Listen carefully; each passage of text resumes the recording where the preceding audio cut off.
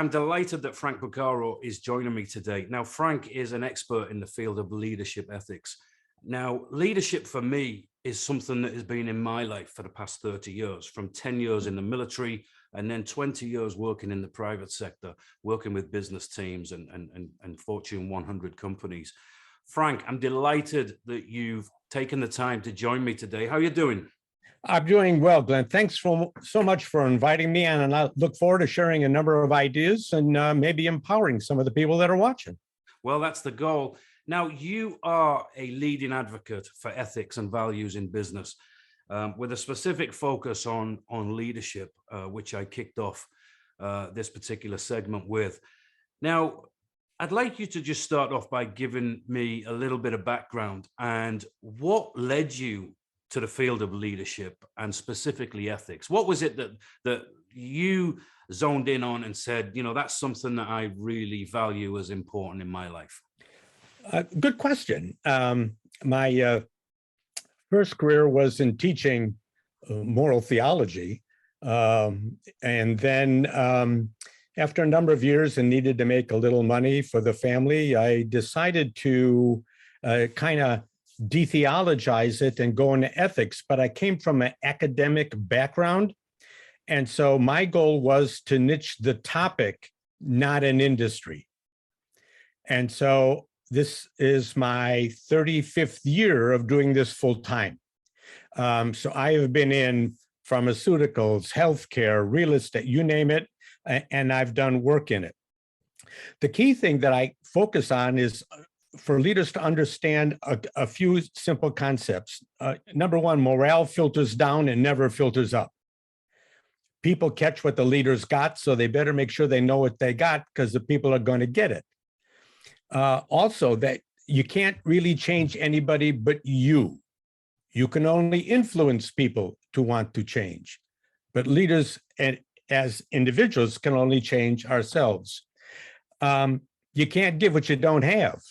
If you don't believe in ethics, if you don't believe in values, if you don't believe in the value of your worker bees, so to speak, or employee engagement, they're not going to believe it either. And repetition is the mother of learning. I learned that as an educator. Repetition is the mother of learning. The more you learn, the more you use, the better off everybody else is. And so that's what kind of got me going into the corporate world, in taking my training and making it more value-based and principle-driven. So for me, you know, I joined the Army at 16, where I started basic training. So, you know, the leadership component didn't really come from any schooling for me. You know, it was really learned in the military. And, you know, I didn't know what was the right leadership. I didn't know what was the wrong leadership. But within the military, it doesn't matter if it's in the United Kingdom or in the United States, the value of the ethics placed on those leaders is extremely important, because if you don't have the right ethics as a professional soldier, then you're not going to last as a professional soldier. But when it comes to the corporate side, it has a whole new meaning to ethics within business. And I've learned that, you know, over the past 20 years working with corporates, you know, Google, Microsoft, eBay, a number of other different companies. And I've been able to value that myself. Early on, I valued it, but I've been around some extremely poor leaders as well, where the ethics wasn't shining through as much as it should do. Yeah. And those are people that I didn't want to align myself with. So it was important to me to make personal adjustments in my leadership development to make sure that those ethics were carried out exactly as they should be. Because I'm a firm believer, Frank, as I'm sure you are, that if you don't have good moral and ethical leadership skills in a leadership position, you shouldn't be in that leadership position. Yeah, I agree. And I think a lot of it is too how we define ethics. You can go from a philosophical definition, et cetera. But the one I use is ethics is a tough decision with the payout at the end. And an unethical decision is the easy one and the payouts up front. And in making a tough decision, you have to agonize. But I mean, it's in a real positive sense. You have to think about what I call the PTP factor. What's your price to pay, positively or negatively, for what you're going to do? And that needs to be done before a decision is made. So I would presume, like in the military, as in corporate America, the leaders, no matter where they are on the leadership pyramid, have to think this stuff through, because they're going to have an impact on those who follow them. Yeah. So we call that reflection sometimes. But let's think about this. And one of the things, particularly, Glenn, in the corporate world that I'm finding is you usually see a director of compliance and ethics as a title. You can't do both well.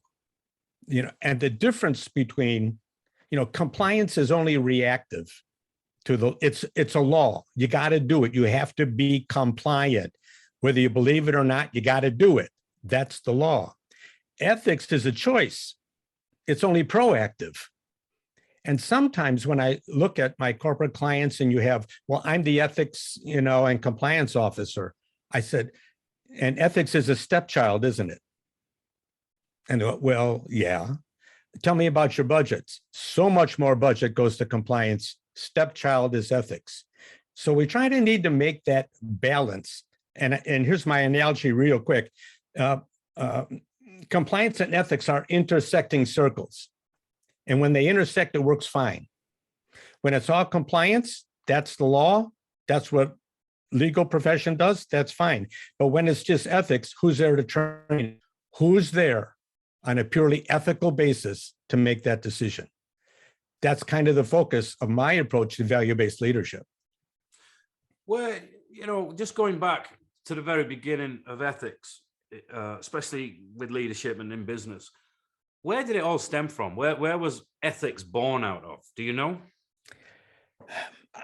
I think it was born out of, what are we going to look for, the common good or the greater good in what the decision is and how it's going to affect people? What gets ethics kind of messed up, if you will, is how we use power.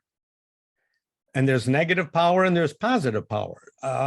And I mean, watch the news. You can see negative power all day long. What's going on internationally? What's going on in the world? What's going on in the United States? What's going on?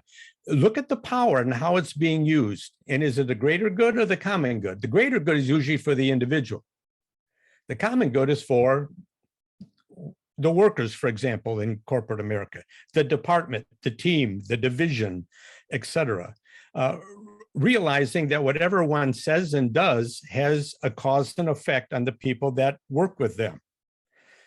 So that's why we need to kind of step back and look at leadership as looking at what filters down, because when it gets to the point where they don't know what to do, like mid-level management, they're just going to pass it on up to the next level until there's some confusion as what are we doing and why are we doing it?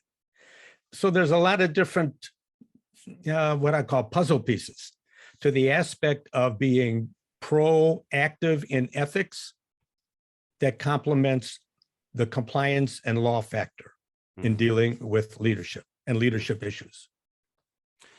Have you ever found, and I don't apply this to any particular team I've been around or company, but have you ever found that when a new hire or when a person has been appointed into a leadership position, especially, they get the document, the ethics guidelines and leadership guidelines and all that stuff. In the military, that's like standard operating procedure that we would know that as. But have you ever found that people are getting these documents and it's just a skim through and they sign it at the end, but they're not really digesting the information. They're not studying the information, because 9 times out of 10, maybe I'm being a little less than generous there, but it's just words. And I know I can be a leader. I know how to run a team. I know how to run a business. I'm just going to get on with it and I'll sign the dotted line here. You're absolutely right. And I do, when I ask for a code of ethics, in most companies, they don't have one, but they have a code of conduct. And that's where they leave it. And so it's mostly you do this, but not about values, but if you look at their mission statement, it's full of values. If you look at their value statements, I mean, But if I were to ask a client, give me 3 of the 5 values that are on the wall, they can't do it. Yeah. The mission statement. Mission statements need to be revisited every 3 to 5 years. I've been in companies when they've been there for 10 years. The whole world has changed in 10 years. And so is the application of ethics, and so has compliance. So it's up to the leadership to, keep up, gather new skills. And the issue is not necessarily skill set. What needs to change in leadership is mindset. Mindset. The skills are there, or they know how to do this, they know how to do this, they know how to delegate that. But what about the mindset? What about what goes on internally, the soft skills, new thought process? How do we look at this? How do we analyze it? Where does communal wisdom fit in? What's going to be the benefit for the customer? What's the benefit for the vendor, the supplier, and for our team if we do or if we don't do a particular action? Those are the things that leadership needs to focus on before something happens. After something happens, you got a legal issue. I'm out of it. It goes to the legal department. So I try to be proactive. Let's look at things before things happen. And let's look at the reasoning. Let's look at the reason why and what can be done as a team to offset any possibility of anything going off the rails here. Yeah, and when it comes to risk mitigation, for me, the importance placed on being proactive as opposed to reactive, I mean, it's pretty self-explanatory. I come from a very strong global security background, so that proactive mindset is much better than the reactive one, because reactive brings stress, fluster, poor decision making at times as well. So, the importance of the ethical side is paramount. But you raised a good point in the sense of talking about mindset. Now, as a company, we focus on 5 key areas of helping people, leaders and teams be the best that they can be. That is performance, helping them to perform better than they have in the past, having the motivation to being able to motivate themselves and each other as a team to be the best that they can be. Having the mindset that you are doing things the right way, and that you can actually achieve things that you thought were maybe impossible. But that mindset component is part of our learning, our training. And then we also have the vision, collective vision as a team. But none of it would make sense for us if we didn't have that last component, which is execution. So performance, motivation, mindset, vision, and execution. You raise a very valid point with the mindset side in what you do. But I completely agree that having the right mindset in leadership as a business team is essential to achieving mission success together, collectively. You're absolutely right.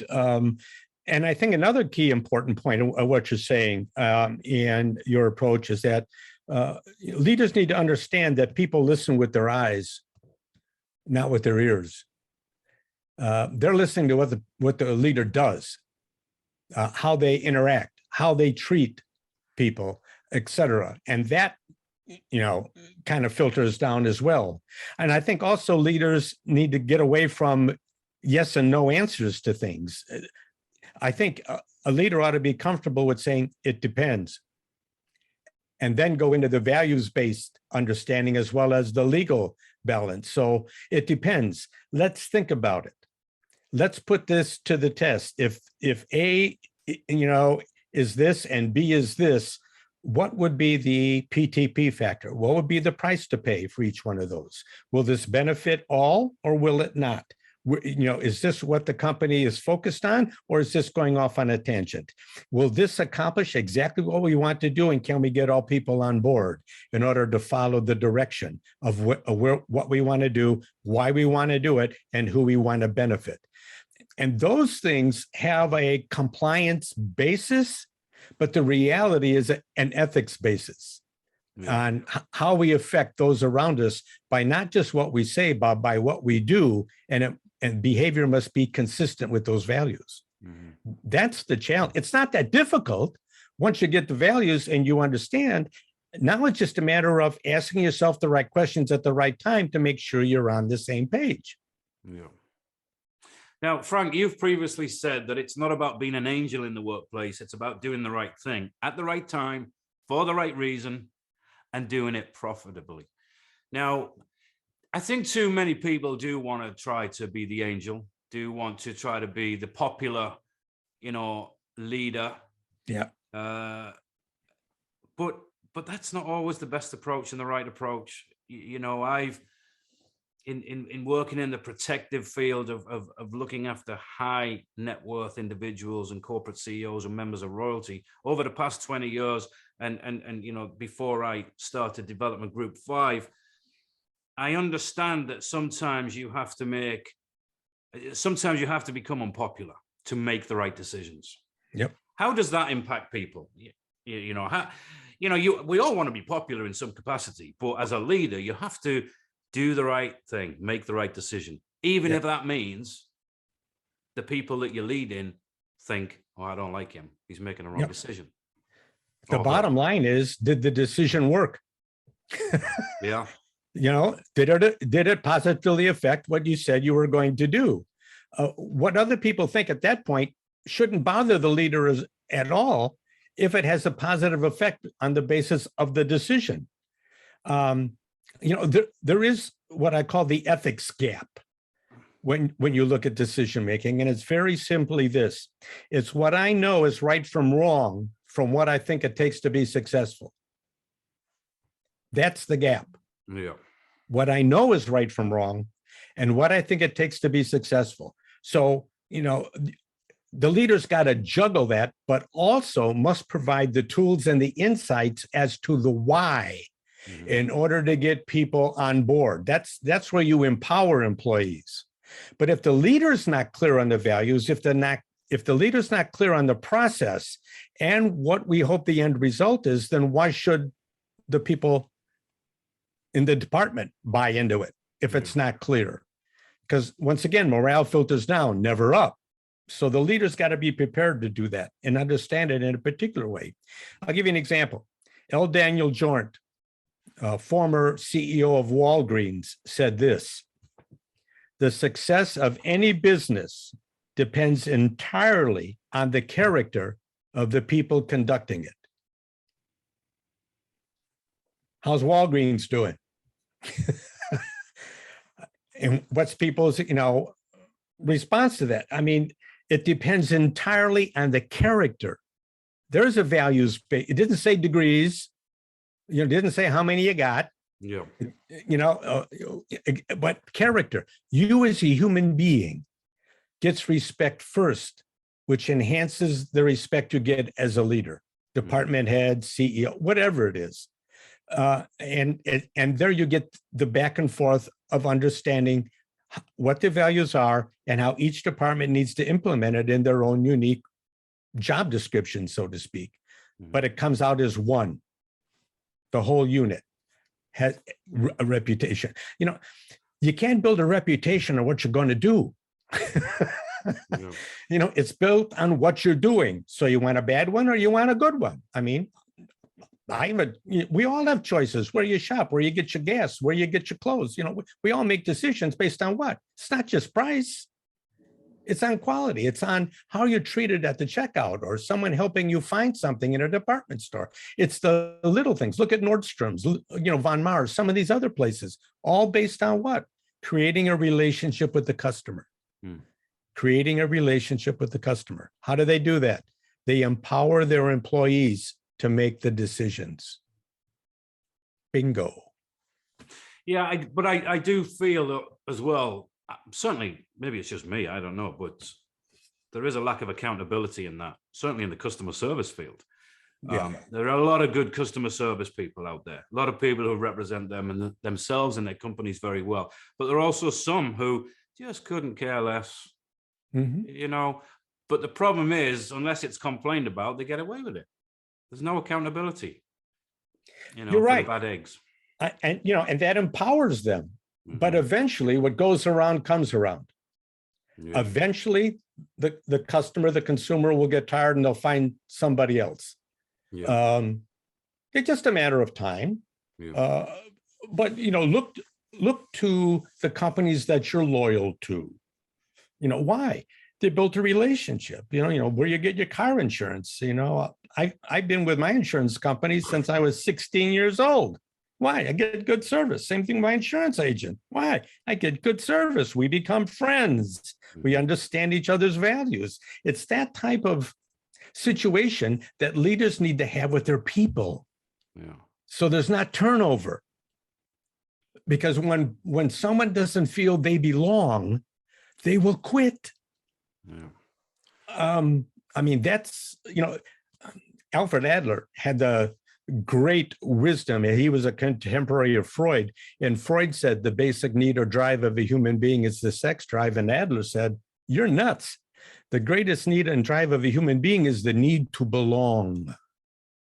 The need to belong. And that means sharing the values, sharing the vision, realizing everybody's working towards the same goal, the same end. I belong. It will stop employee turnover. It will, that's the trickle down effect in a positive way. And the trickle up effect is that we have values, things are going well, et cetera.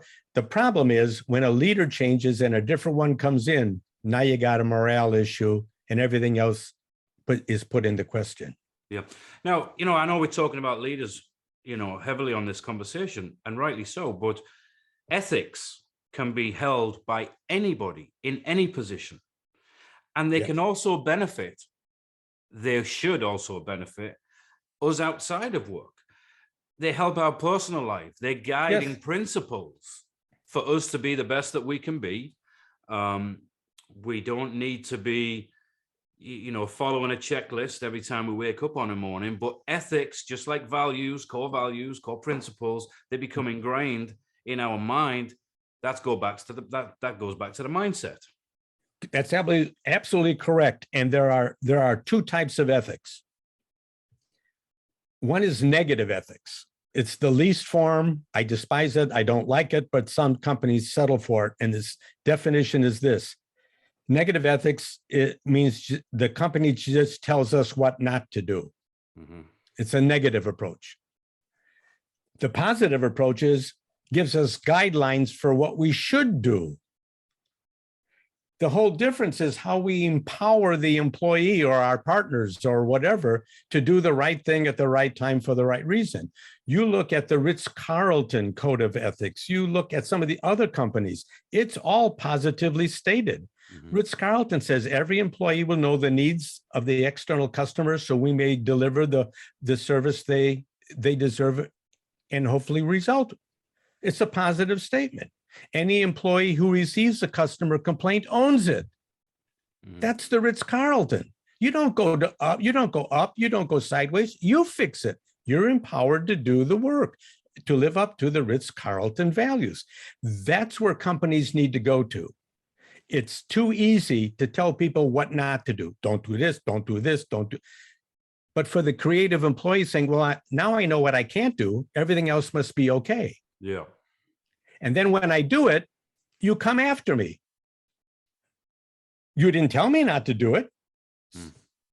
So, exceptions when they get caught make excuses. So, why not focus on positive ethics and get rid of negative ethics? That's what you mentioned, the code of ethics earlier, that people sign. Mm-hmm. That's negative ethics. Yeah. Because they'll forget about it. Yeah. So what? Don't drink on duty. Don't do this. Don't do that. Right. Yeah. Yep. So we need to shift a little bit. I've signed plenty of them. Oh, absolutely. And look at what it does to morale. Here's the moral spiral. Yeah. You got a negative mindset. It affects morale. It affects customer service. It affects my family. It affects everything I do in life. It affects my kid. There's the moral spiral. Yeah. It doesn't just end at work. It affects, as you mentioned earlier, every part of your life. Yeah. Why not get it right the first time and take the time, to get these principles, these values, et cetera, out in the open, get them trained, ongoing, training in these issues, and make a positive impact. in your industry, in your company, with your employees, etc. Because once again, morale, good or bad, filters down, never filters up. Yeah. Now, Frank, you've been at this a long time, 35 years. Give us some horror stories here. You know, you must have come across, I mean, confidentiality clauses are in effect, I get that, but you must have come across some bad ethical samples. Yes. Share any? Sure. This is before the pandemic. I was contracted to go to a company in New York to do some training in an insurance company. And I went in, and I always go early, and I meet people, and they take me for a tour. So this one female mid-level manager said, well, let's go to the cafeteria. I'll show you that. And then we're going to be meeting next door. I said, that's fine. So we walked in, and they had about 50 of these accessories posters on the wall. You know, persistence is, love is, the universe is, et cetera. And I looked at them, and I said to this manager, I said, what do you think of all this stuff around the walls? She said, that's all crap. C-suite doesn't believe it. They just want us to read it. I thought, whoa. I said, and my audience were mid-level managers. And guess who wasn't there? C-suite. C-suite was not there. What's the perception? Oh, it's good for us, but not for you. Yeah. So I did my thing best as I could, you know, offered to, you know, stick around, you know, whatever, work with C-suite. Never happened. It was one of those things that the C-suite said, you know, we need to do this, whether to fulfill a legal obligation or whatever. So let's bring in a speaker, do a workshop on ethics, and then we can call it a day. Yeah. Well, one of the things that highlights, Frank, is they're not leading by example. Absolutely. And I don't think that doesn't have an effect on these people. I mean, some leaders got to think this. That's why I keep using the thing, think this stuff through. I mean, it's not automatic. You don't get loyalty by demanding it. You earn it. You know, and you know, another value, you know, but and then one time I remember I was at the airport, and I had to catch a flight to Orlando, and my flight was canceled. And so I was in line with a ticket agent. There was a guy ahead of me. He loudly professed he was a lawyer, and he was screaming and yelling at this poor ticket agent how he had to get to New York and he's going to sue and everything else. And this ticket agent started to tear up. So finally she gave him a ticket, and off he went. And I knew I was going to have to calm her down, you know, and I went up to her and I said, I want to apologize for what this man said to you. He had no right to say that. I know you're embarrassed. Please don't be. You did the best that you can. But I need to get to Orlando. And she said, I'll see what I can do, sir. And she's filling in and she got me on a flight, first class, last flight to Orlando. And as I'm leaving the ticket counter, I turned around and I said, I really want to apologize again for that guy. He had no right talking to you that way. She said, that's okay, sir. I got him his ticket to New York, but I sent his luggage to New Orleans. I mean, there is an extremely funny side of that. And it's probably something I would do. But it is the wrong thing to do. Yeah. But you know what? I mean, she got back the only way she could. Yeah. You know, and still be true to American Airlines values, customer service, yes, sir, you know, et cetera. But in her own little way, you know, by and large, Glenn, I'll tell you, unethical companies don't hire me. Yeah, but you've got to admire creative thinkers like that lady. Oh, you know, I've never forgot that story, and I tell it on a regular basis. You know, it's just getting along with each other, recognize the value of another human being. I think unfortunately we don't live in that world anymore, Frank. Personally, you know, well, we don't see it a lot. That's for sure. We live in a world where, you know, some people don't value others, people they don't know. You know, I've done it myself. I've been around some extremely rude people, and I've stepped in because they don't have self-accountability. So it sometimes requires others to step in and say, hey, buddy, wind your neck in. Yeah. You know, some people try to do the right thing all the time. I'll give you an example. I was in a grocery store this morning, and I was talking to an elderly lady who was at the counter, and somebody in front had talked about the political situation. Mm-hmm. And he said to the lady, why aren't you responding to me? And she said, because I can't have an opinion. Now, on one hand, I get that, you know, some employers don't want their employers having political input to customers. I get that. I understand the complexities to that. But she said, I am not allowed to talk about anything other than what we offer, what we do as a company, as a grocery store. Now, this is a country that is very big on free speech. But for somebody to say that, I'm not so sure I would agree that the company has said you can't talk about anything other than the company, you know. But it just goes to show you that people in that line of work in customer service, they get put in positions. Sometimes it's extreme pressure. And depending on your experience, you don't know how to handle that. Well, the other thing is when you let emotions get out of control, it waters down any ethical response. Yeah. And Alfred Adler, the great psychiatrist, said there are only 5 emotions: sad, mad, glad, scared, and hurt. Yeah. That's it. So the purpose of this ticket agent was to make, hopefully, this guy as glad as possible he got his ticket, regardless of the price to pay. Yeah. But when we look, think about this. Who has ever had a course in emotional self-control? Not me. That's it. And that's the enemy of being ethical. Mm. You let emotions dictate behavior, and there's always a price to pay, and it's not always good. Mm-hmm. It can be negative if you let, because I'm sorry doesn't put it back. Yeah. It's something they're going to remember. So I encourage leaders, when things are getting out of control, just say, I think we need to stop here. Let's come back in 10 minutes and revisit this situation. Okay, I'm going to get a cup of coffee. You get a cup of coffee. And then let's come back in 10 minutes. Fair enough? You got to let emotions calm down in order to have a logical, productive, constructive conversation on how we solve problems. Yeah. And believe me, I come from a Sicilian background. I mean, we're not trained in emotions, emotional control. But you got to, you have to turn sad, mad, scared, or hurt into glad. Yeah. Glad that they came to you. Glad that you shared communal wisdom. Glad that you explained to me why this is happening and what my part is in what's going on. Well, I'm telling you, Frank, I know plenty of Sicilians, and I've been out there a number of times. I know, I know very few Sicilians who can combine all that appropriately. So, well done to you. It's in our genes. Now, you are, you know, as well as being a subject matter expert on leadership ethics, you are a speaker at Development Group 5, and we're looking forward to you going out and talking to more of our clients and helping them be the best that they can be.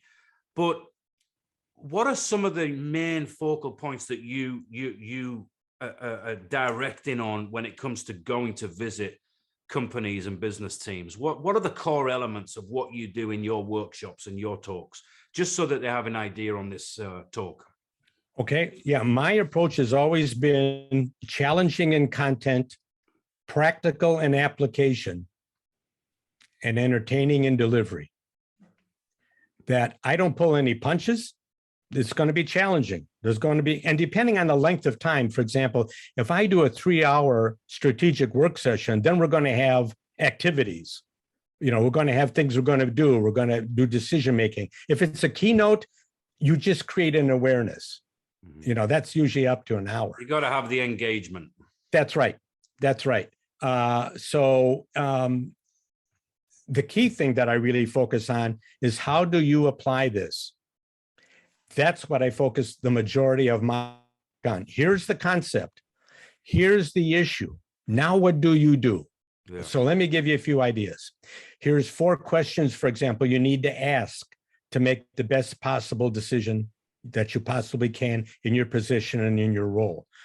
Bing, bing, bing, bing. So they can, take it home, use it with their family, use it with the workers. It can be used with your kids, friends, whatever. But it's always because I learned this a long time ago. True education only happens when learning links up to people's experience.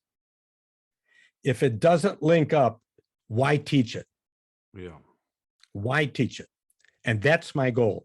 I also think, Frank, as well, I'm sorry to interrupt, but I also think that a lot of people have a tendency to just throw money out to individuals or companies thinking that they're going to learn A, but they get B, and it's completely different. I mean, all it takes in this day and age is 2 years doing something and you're a subject matter expert. You've been at this for a long time. Yep. A very long time.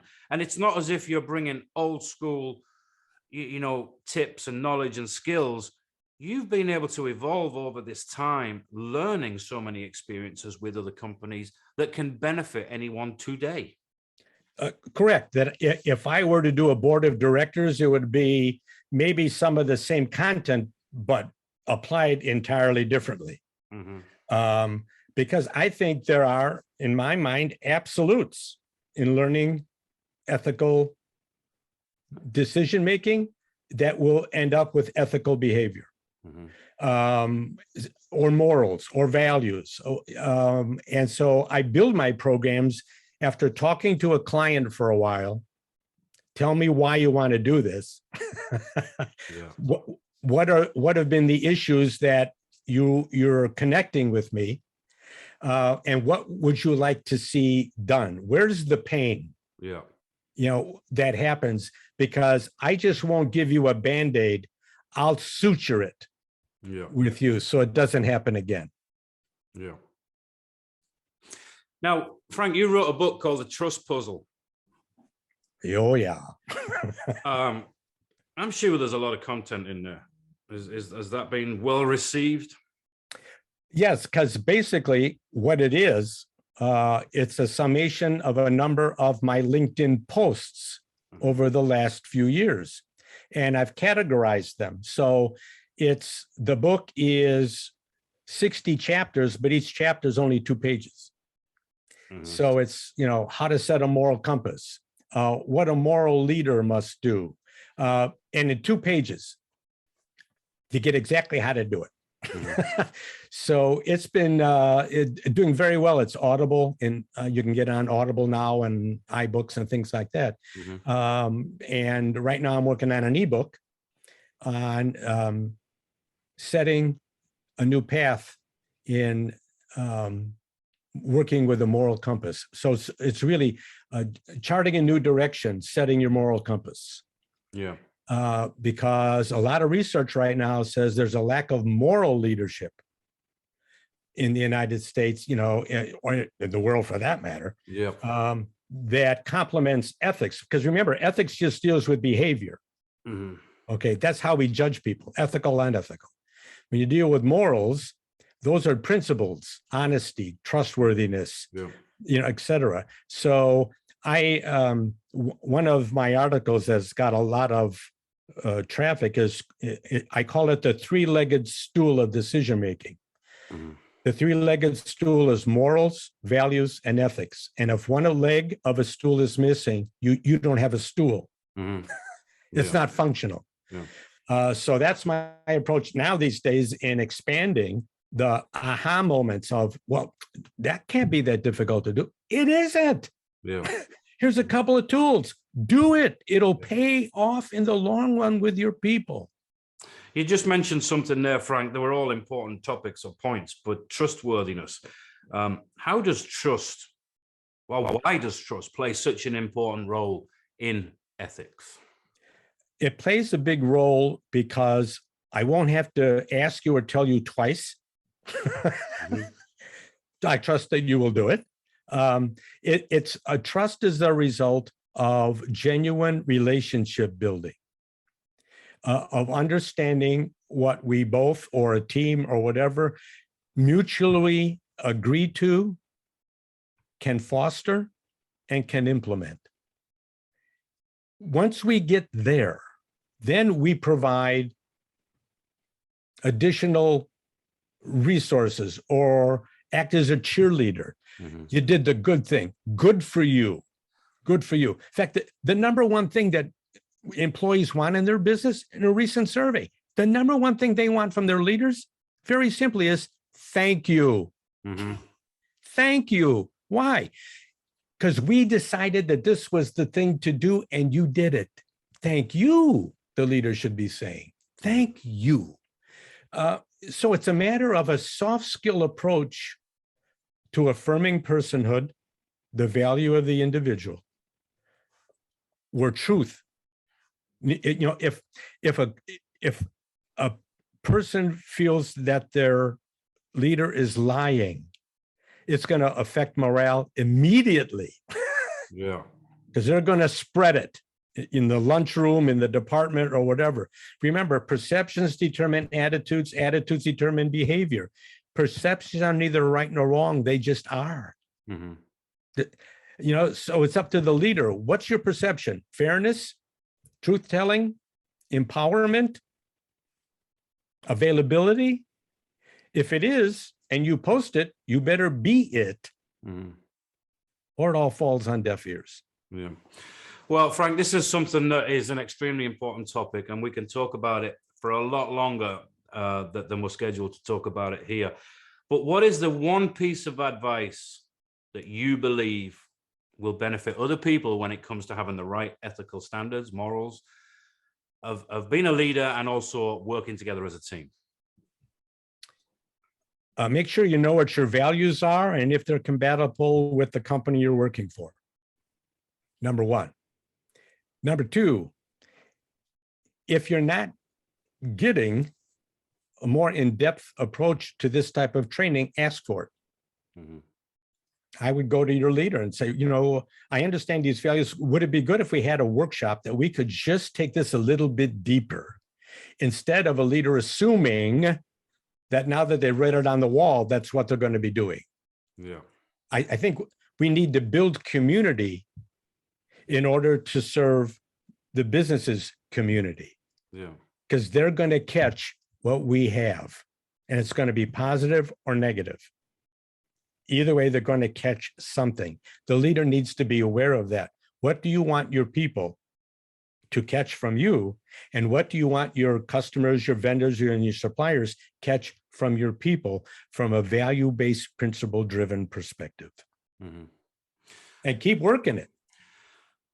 That's the key. You got to keep working it. And it's okay, companies having nice Gucci signs on the wall that say show respect or lead by example.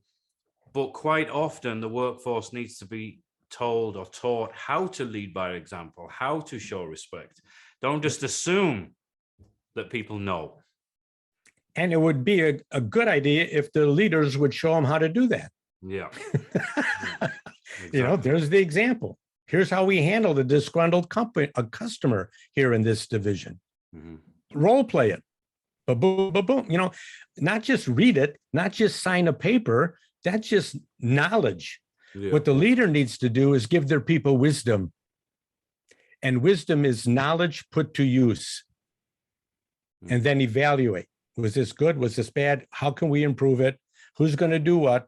Let's do it, test it, see how it works. Let's check in with each other next week. Yeah. Well, wisdom is key. And you, Frank, have a lot of wisdom, a lot of knowledge, a lot of experiences, and a lot of lessons learned that you can provide to others. So if you're interested in Frank coming in as a speaker or someone that you would like to have involved in your organization, please come to our website, devgroup5.com. Send us an email at info@devgroup5.com. Or if you'd like more information about Frank, please reach out to us. We would love to talk to you. Frank, I am really thankful that you came on today. Although it's short, there was a lot crammed in. There was a lot learned. And I'm sure people watching this will learn lessons. And I really look forward to working with you more, Frank. And I'm sure that a lot of people are going to benefit from you moving forward. Well, Glenn, that's very gracious of you. I appreciate it. I'm a grateful man for the opportunity. I look forward to working with you and anybody else that may be interested in our approach to leadership development. Thank you. Thank you, Glenn. Appreciate it.